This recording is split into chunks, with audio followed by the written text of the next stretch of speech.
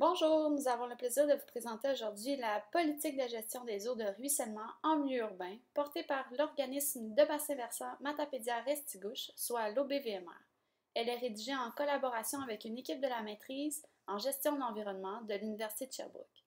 La politique tire ses origines des activités entamées par le regroupement Résalience, une communauté de pratiques en adaptation au changement climatique.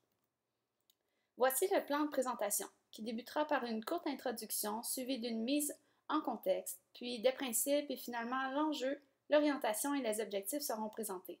L'objectif de la présentation est de vous présenter un résumé de la politique. Donc, pour avoir les informations complémentaires, on vous invite bien sûr à aller la lire sur le site de l'OBVMR. Tout d'abord, commençons par situer la politique. Géographiquement, le bassin versant Matapédia-Restigouche est situé à cheval entre le Bas-Saint-Laurent et la Gaspésie. Il s'étend sur 12 780 km², dont 48,6% au Québec. L'une des particularités de ce territoire est son fort développement urbain en tête de bassin versant. Ce qui est d'une part positif, car les résidents ont le privilège de cohabiter avec un environnement riche en biodiversité, et d'autre part moins idéal, car les milieux aquatiques subissent les répercussions du développement urbain, dont les eaux de ruissellement. C'est assez exceptionnel car il s'agit de la première politique de gestion des eaux de ruissellement en milieu urbain proposée par un OBV au Québec. Et oui, c'est vraiment dans une perspective d'amélioration continue et de gestion adaptative que l'OBVMR souhaite bonifier les interventions sur le terrain visant à réduire les eaux de ruissellement. L'ensemble de la politique s'arrime au plan directeur de l'eau, soit le PDE, de l'OBVMR, ainsi qu'au plan d'action de ruissellement urbain et de ruissellement de voirie, afin d'avoir des orientations structurantes et de poursuivre des objectifs communs en matière de gestion de l'eau. Maintenant, pourquoi une politique de gestion des eaux de ruissellement en milieu urbain? En fait, c'est pour conserver le caractère naturel de la région, soit de protéger les rivières à saumon, ainsi que tous les habitats qui y sont rattachés.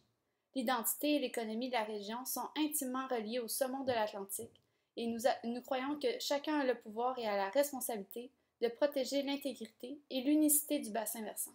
C'est pourquoi la politique est destinée à l'ensemble des acteurs de l'eau ainsi que tous les secteurs du milieu urbain. L'ouvrage général se décline en 3 documents distincts et complémentaires. De 1, la politique, qui cerne l'enjeu, fixe l'orientation et propose des objectifs. De 2, le recueil d'aménagement et de bonnes pratiques, qui présente sous forme de fiches une série d'aménagements et de bonnes pratiques favorisant une saine gestion des eaux de ruissellement adaptée au territoire du bassin versant. Et finalement, le dernier document, la stratégie de mise en œuvre qui vise à accompagner les acteurs de l'eau en leur fournissant des indicateurs de suivi et monétaires. Dans la politique, la mise en contexte s'exprime par les valeurs des écosystèmes, les pressions et la gestion du territoire. Aujourd'hui, nous allons vous présenter sommairement la problématique, donc les valeurs écologiques, culturelles et économiques de la région, ainsi que les pressions qu'ils subissent. Concernant les valeurs, c'est vraiment par la qualité des eaux, de sa clarté, de sa fraîcheur, de son taux d'oxygène, que l'habitat est idéal pour ce poisson migrateur. Peu de régions du Québec peuvent se targuer d'être, encore aujourd'hui, visitées par le salmo-salard de son nom scientifique. Culturellement, comme vous le savez peut-être, il fait aussi partie de l'identité de la région depuis très longtemps. Il a d'abord fait partie de la culture Mi'kmaq pour plus tard s'intégrer aux cultures francophones et anglophones. Encore aujourd'hui, ce profond attachement motive les communautés à s'unir et à s'investir dans divers projets de conservation. D'un point de vue plutôt économique, la pêche sportive et les activités récréo-touristiques génèrent également des retombées économiques qui s'élèvent à plus de 10 millions de dollars annuellement. Pour ces raisons, le saumon de l'Atlantique est indispensable aux communautés de la région. Concernant les pressions, comme mentionné plus haut, la particularité du bassin versant est sa forte densité urbaine en tête de bassin versant. Malheureusement, les pressions issues du milieu urbain provoquent la dégradation des habitats par, entre autres, le changement du régime hydrologique. Dans un milieu naturel, moins de 1% ruisselle vers les rivières, tandis qu'en milieu urbain, la quantité d'eau ruisselant peut atteindre 30%. Ceci est principalement dû au manque de végétation et à l'imperméabilité des sols en milieu urbain. Ainsi, on devrait viser un régime hydrologique pré-développement et conséquemment, il faudrait ralentir, répartir, capter et infiltrer l'eau de ruissellement, car elles sont chargées en contaminants et en matière en suspension, comme on le voit sur la photo du panache de sédiments. Une grande problématique, car il modifie le taux d'oxygène, ce qui diminue de 20% le taux de survie des œufs des salmonidés. De manière à proposer des solutions adaptées, la politique considère les différentes caractéristiques du milieu urbain en distinguant les affectations du territoire. En effet, car chaque secteur peut se concevoir comme un petit bassin versant.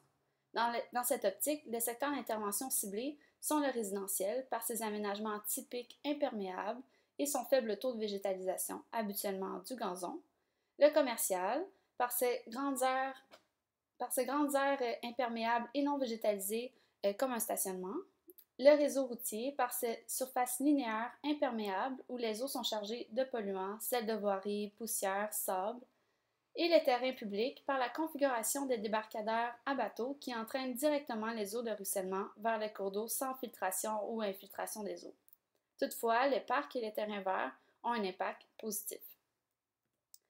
La politique est fondée sur les principes de la loi du développement durable, car elle offre des balises pertinentes pour tout projet désirant s'inscrire dans ce mode de développement. 5 principes nous semblent particulièrement importants. Le premier, le principe de la protection de l'environnement, car le maintien de l'intégrité écologique est la pierre d'assise sur laquelle repose la politique.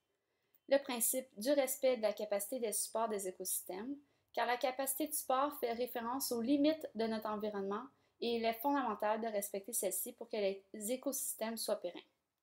Le principe de la santé et de la qualité de vie, car les aménagements proposés dans le recueil aspirent à améliorer la qualité de vie des citoyens en rendant les milieux urbains plus attrayants. Le principe de la préservation de la biodiversité, car un écosystème diversifié est résilient et rend de nombreux services écologiques. Et finalement, le principe de l'efficacité économique, car il est tout simplement primordial de mettre en place des solutions d'aménagement écologique viables. La démarche de rédaction de la politique fut d'utiliser tels quels certains enjeux, orientations et objectifs que l'on retrouve dans le PDE de l'OBVMR dans le but de simplifier la documentation produite par l'OBVMR et d'éviter les doublons. Ainsi, l'enjeu de la politique reprend le deuxième enjeu du plan d'action découlant du PDE, soit la conservation et la restauration des écosystèmes aquatiques et riverains. Concernant l'orientation, le plan d'action définit 6 orientations qui permettent de diriger les efforts déployés pour la gestion de l'eau sur le territoire du bassin versant. Étant donné qu'aucune de ces orientations traite directement du problème de ruissellement, la politique formule une 7e orientation sur cette problématique, soit d'améliorer la gestion des eaux de ruissellement en milieu urbain. Les objectifs s'attaquent directement à la source des problématiques des eaux de ruissellement en milieu urbain. On veut donc augmenter les surfaces végétalisées pour maximiser l'infiltration et la filtration des eaux de ruissellement dans le périmètre urbain, et ce par le biais d'aménagement. On veut permettre une plus grande infiltration des eaux de ruissellement dans le sol par l'augmentation des surfaces perméables et d'aménagement. On veut améliorer l'aménagement des bandes riveraines pour limiter le ruissellement de l'eau vers les rivières et jouir des nombreux avantages d'une bande riveraine végétalisée. On veut finalement améliorer la connaissance et la gestion du régime hydrologique dans le périmètre urbain en développant un outil afin d'enclencher une réflexion autour de la mise en œuvre des aménagements et leurs sites d'insertion. En conclusion, vous pouvez prendre connaissance de la politique, du recueil d'aménagement et de la stratégie de mise en œuvre sur le site de l'OBVMR, ainsi que tous les documents de l'organisme. Vous pouvez aussi écouter notre prochaine vidéo expliquant la stratégie de mise en œuvre. Et je terminerai en vous disant, mobilisons-nous pour protéger une richesse écologique, culturelle et économique de notre région.